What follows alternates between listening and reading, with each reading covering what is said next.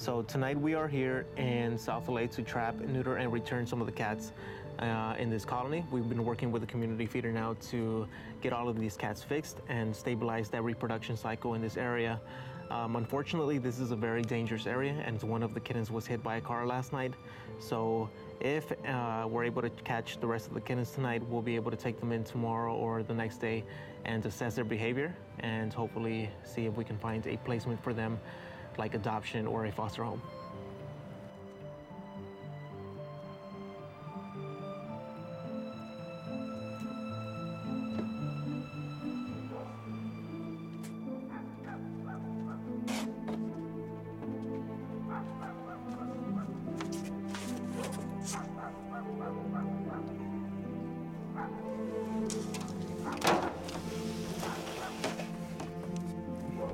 When I first moved here, the first thing that I saw was a dead cat in the middle of the street.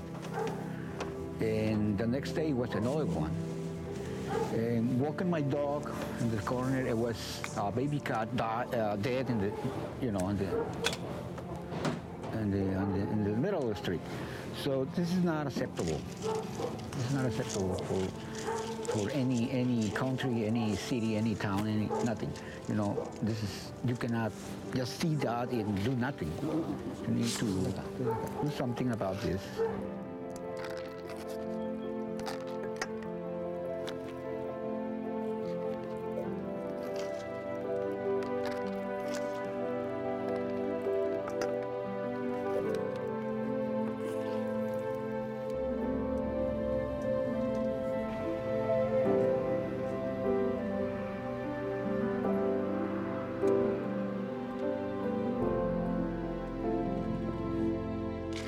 Yeah, I see over 120 cats every night.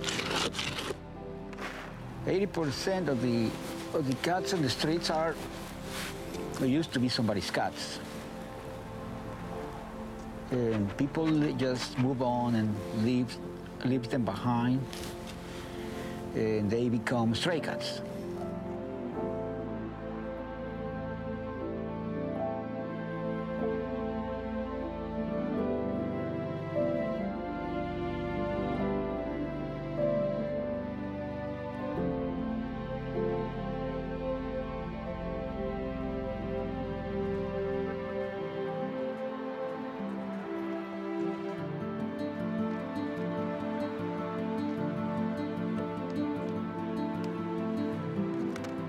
You cannot abandon an animal. It's cruel. It's a cruelty to an animal because they are part of the family. It's not only a pet, it's a family member. They can get close to you, they can just feed them and fix them. Whenever they got close to you, it's easy to trap them and fix them. So they're not gonna multiply. That's when the problem starts. When a cat is not fixed, they can have hundreds of cats in a year. So this is the only way to stop this overpopulation.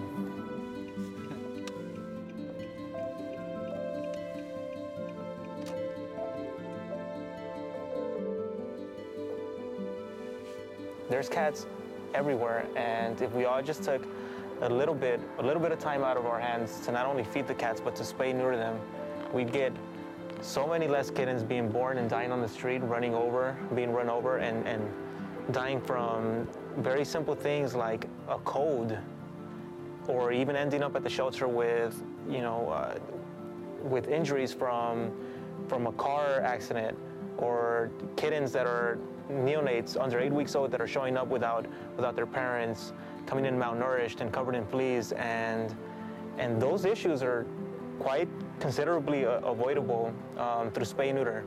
So what Samuel is doing is a big part towards everything that we aim to do here in rescue and as a whole is making sure that this doesn't happen to begin with.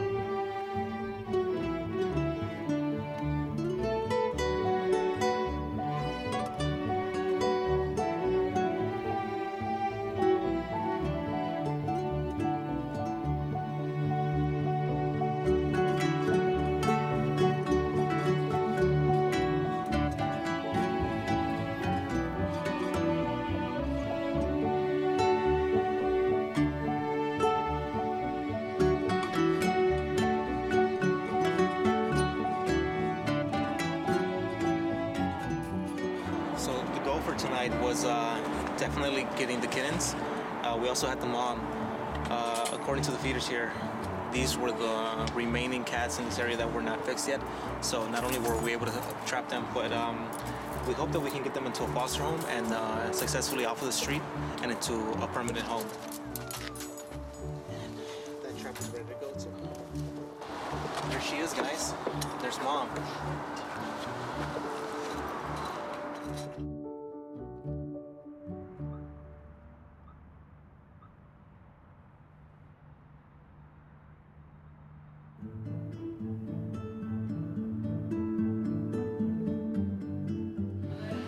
This is a boy.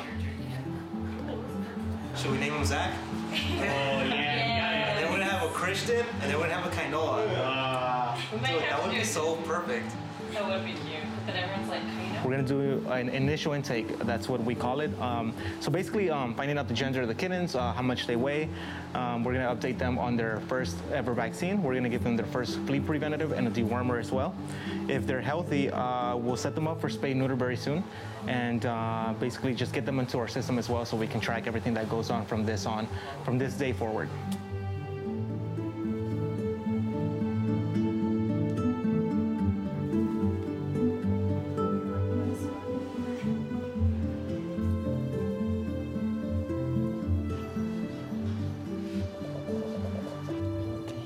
Tuxedo.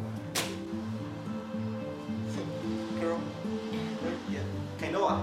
Yay! Not every cat gets a home right away. So it really depends on how much you put them out in regards to exposure. It also depends on their behavior. It depends on their medical conditions, their age. So there's a lot of factors that go into their journey from this day forward. So for example, if this kitten was 4 weeks old, we're looking at a minimum of maybe 2 months before it may find its permanent home. Right now at this age, this kitten can potentially get its first home within the next 1 or 2 weeks. Now that's definitely dependent on whether or not somebody's interested. They come in and meet him, and then they're interested in adopting. And it also depends on our exposure, whether that be putting them on our adoption site, sending him to an adoption event, or even putting them in a foster home where he can be a little more social and a little more friendly, so we can prepare him for someone that comes and meets him as well.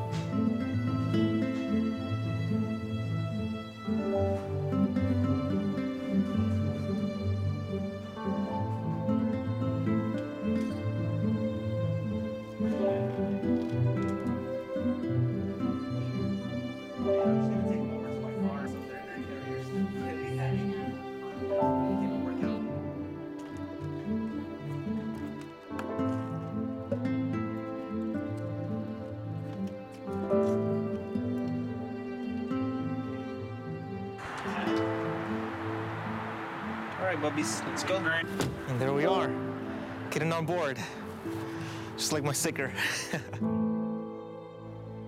And I was like a manager at this printing foil company, and it was all desk work, office work and stuff, and I didn't enjoy it, so I did that for quite some time. And then I just felt lost, you know? I wasn't doing anything, I didn't feel like I didn't have any passion for what I was doing, so I started looking into more animal care and those kinds of things, something related to my field. And I bumped into Stray Cat Alliance, and they offered me a position to do TNR, just like many people in South LA. I didn't even know what TNR was. So they said, you're gonna go out and trap cats, and we want you to go out with Yanni one night and see what she does. So I went out with Yanni, who used to be our TNR person back then, and we caught 16 cats that night. So that was pretty exciting. We caught 16 cats. I felt like that was really cool. So I just continued doing it. Kept trapping cats, and then my first night out by myself, when I went to trap cats, I caught 9, and that was pretty exciting. I was able to get those all fixed. I had one of the first ones that I caught had very severe upper respiratory infection, and his eye was gone. I mean, he didn't have an eye anymore. So I started seeing all these things that all the stray cats in the neighborhood were going through, And I continued doing it, and I started bumping into kittens, sick cats, some cats that need amputations, enucleations, medical services, all sorts of things. And then slowly but surely, I started getting more involved with Stray Cat Alliance. I started volunteering my time and doing medical care here, learning all the things that came with not only the Safe at Home project, but also I Spayed LA, what was then.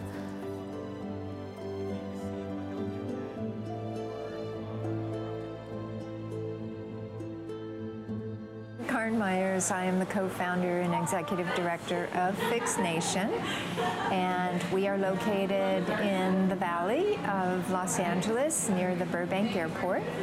And our whole purpose here is to spay and neuter as many kitties as possible. I was working in the movie industry on a movie called The Titanic, and I would go see my crew at the end of the day, and I would see these two ladies outside feeding these cats, and we're in an industrial area. And I finally stopped and asked them what they were doing, and they said, we're feeding these cats. And I said, well, whose cats are they? Thinking, they surely belong to someone. And they said, no one. And I went home to my husband and I said, honey, there's homeless cats. And that's when we discovered that they were so many of them, and started finding they're everywhere. I mean, they're everywhere, and our clientele is every kind of person, young, old, man, woman, that are, coming across kitties. It can be a mommy cat that just shows up in their backyard, or it could be 20 cats behind Home Depot.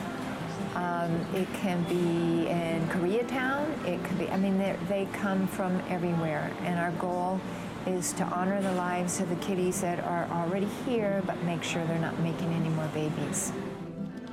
Man, he looks relaxed. Well, he's completely sedated. Completely out. Yeah, otherwise they will attack us. So once the cat, so this is part of the induction part. So once the cat is induced, the cat gets brought up here.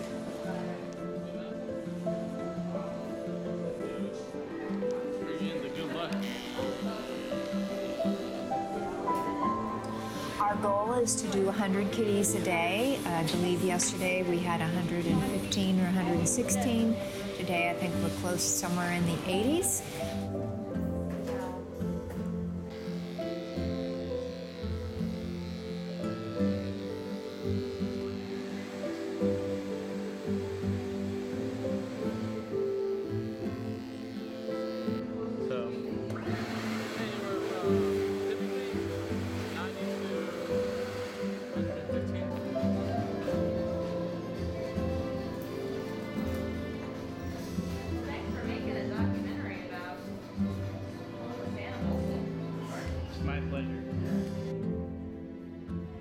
And not only do we fix them, they get all their vaccines, pain medication, flea treatment.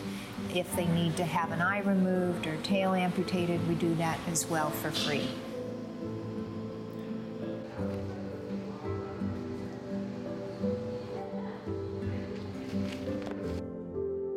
Been great though, helping wherever we can, whether it's Disneyland or Catalina Island or many places that we've helped, even the people that the largest animal welfare organization in Israel came to us because they wanted to open a clinic like ours, and they came to get trained.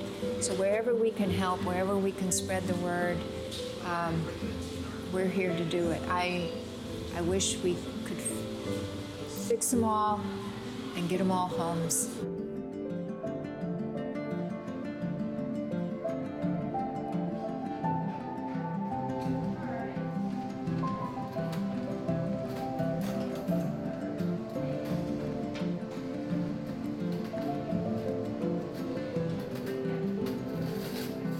That's it. I mean, they're really only asleep for like maybe the least 10 minutes, but the most 25. Depends on what's going on. But we get them woken up right away.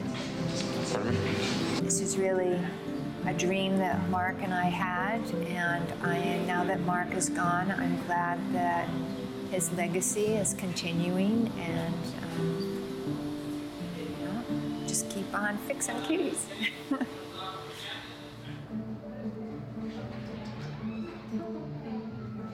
So welcome to Cat Cafe Lounge, LA's only nonprofit cat cafe. I'm Christy Lebrenz, the founder and executive director.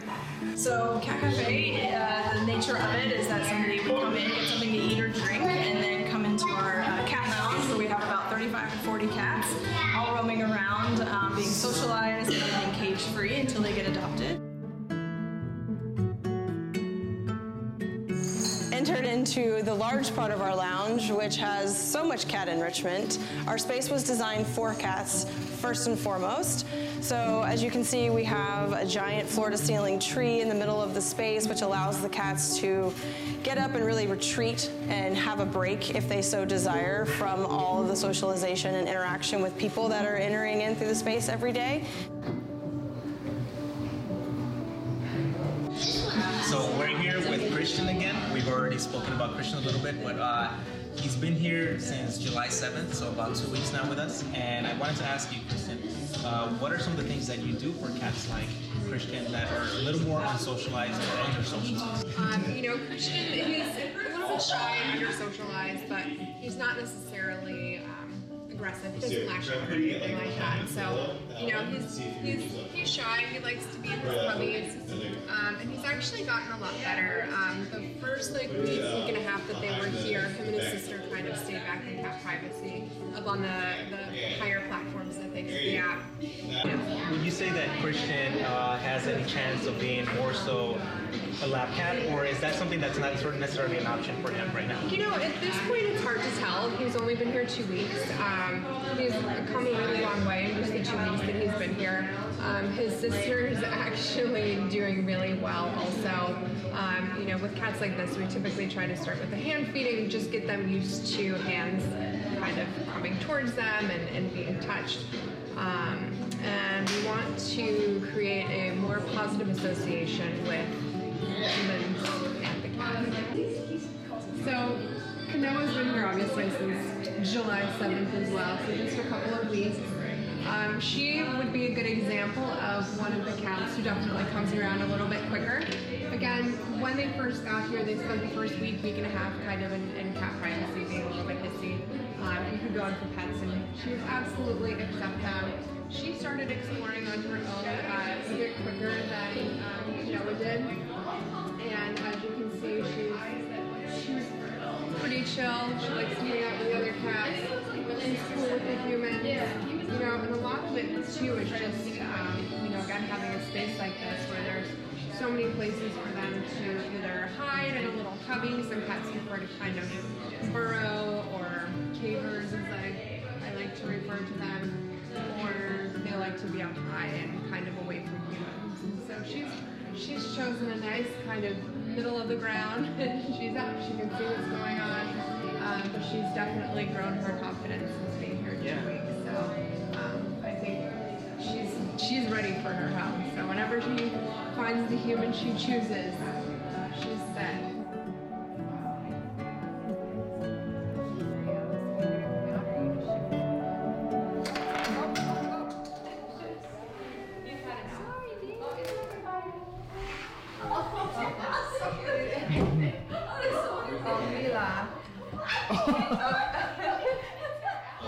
We're gonna let these cats enjoy the rest of their day here, and if someone comes in today, we're hoping that they find their home, and if not, they can spend as much time as they need. Obviously, just walking someone around here.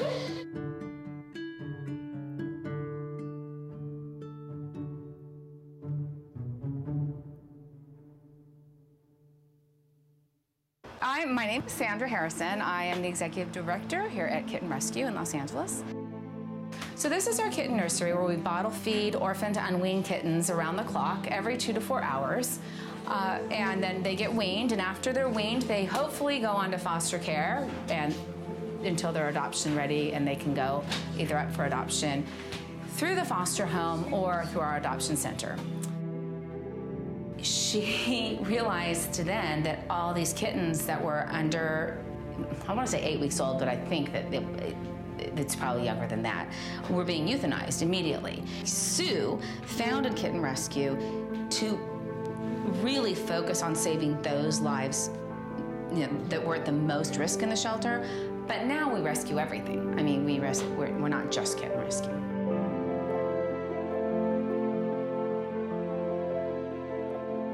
So these girls have cerebellum hypoplasia, which is a neurological disorder that they were born with.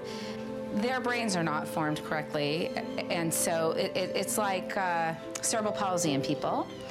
So their coordination is off.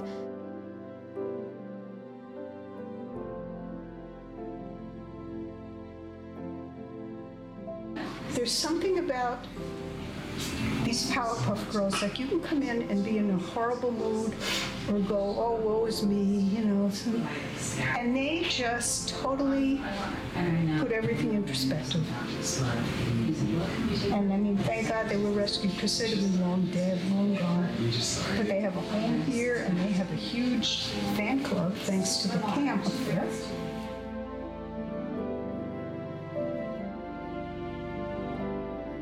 I love you. You know I love you.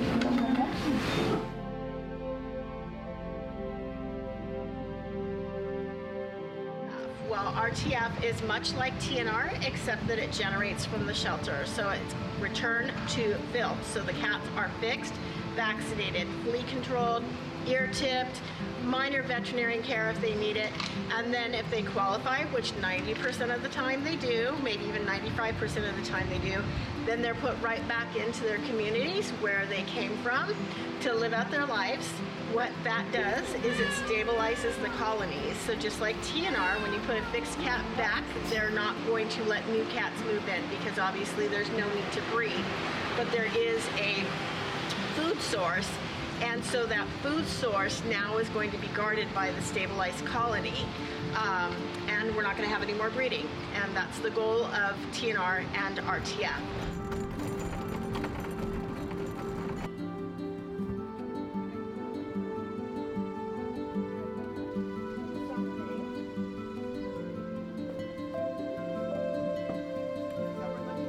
So we don't want to put an animal where they don't belong, so we're very, very careful on our releasing, making sure we're paying attention to what's going on and that it is a strong release. As you've seen on the documentary, when a strong release is when the cat darts out, it knows where it's at, it's confident, maybe it's slinking to the ground. And so we have to pay attention to all of these things that are happening at all times, as well as talking to people in the neighborhood, such as Christian did and April did, to kind of get a lay of the land.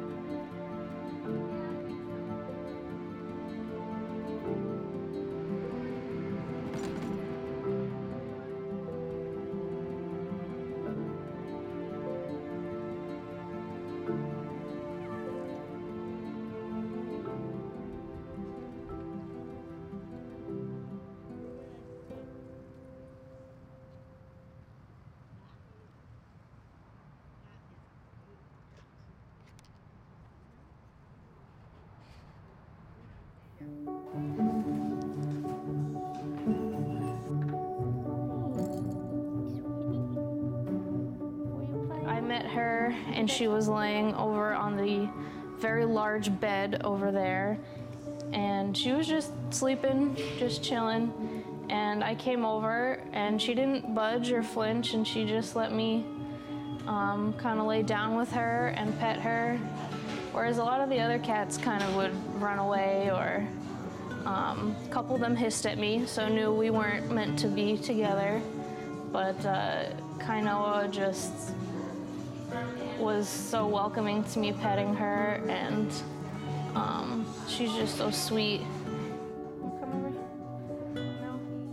He even started grooming my boyfriend, like he climbed up on his head and then started licking his head. And then later on he kind of did the same thing to me, so we kind of knew that Joey was the cat that would be coming home with me. I'm so excited. I was crying a little bit on the way here, and I will 100% cry again on the way home.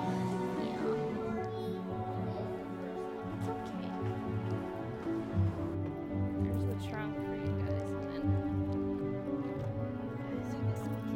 Okay, Joey, come on.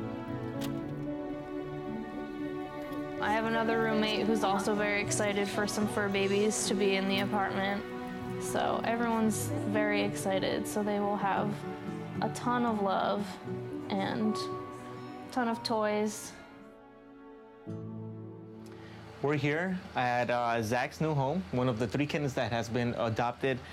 So we're gonna go inside and visit him and see how he's doing. Hi. Hi. Hi, I'm Arian. That's my husband, Matt, with Scrappy. This is Scrappy. And here's one of Mercury's friends, King Tut. King Tut's not happy right now, though. Hey, King Tut, come here. And there's Paloma right behind you. That's Mercury, aka Zach. You renamed him in honor of Freddie Mercury. It's about Freddie Mercury, and they call him always Mercury did this and Mercury did that. I was like, that's kind of cool. Let's do Mercury. That's a very fitting name for him. We found him at the Cat Cafe Lounge in Los Angeles. He went there. I wanted to surprise my kids, so I didn't tell them where we were going. So, well, where are you going? Where are we going? I said, I don't know. I don't know. So we stopped in front of the Cat Cafe, and said, this is where we are going? We're going to a cat cafe? You're going there for a nice Easter day with the kids, and all of a sudden everybody saw Zach, and we all kind of separately fell in love with him after petting him at the cat cafe. Yeah. We looked at each other and were like, well, I guess we're getting a new cat. Stop snuggling, so he Very didn't. fortunate. He's one in, I mean, we estimate that there's 3 million stray cats on the streets of South LA. And how many of those end up here or in a very similar situation? Not very many, you know. A lot of them end up in shelters. A lot of them end up in very dangerous situations. And the best way of helping is through preventative action instead of reactive action. If you're taking care of animals on the street, spay and neuter your animals through TNR projects. So we saw a few months ago that Christian hated the idea of people touching him. He would dart from one cubby to another just to get away from us. And clearly, socialization works. He's doing so much better now that he really doesn't mind that I'm up here petting him while he's taking his nap. He's even giving us those yoga stretches now. But he's doing much better. He's not hiding. He's out in the open in general area, and he's open to have people come and visit him and say hi. But he's still looking for his home. And, you know, who knows? It might be you that takes him home.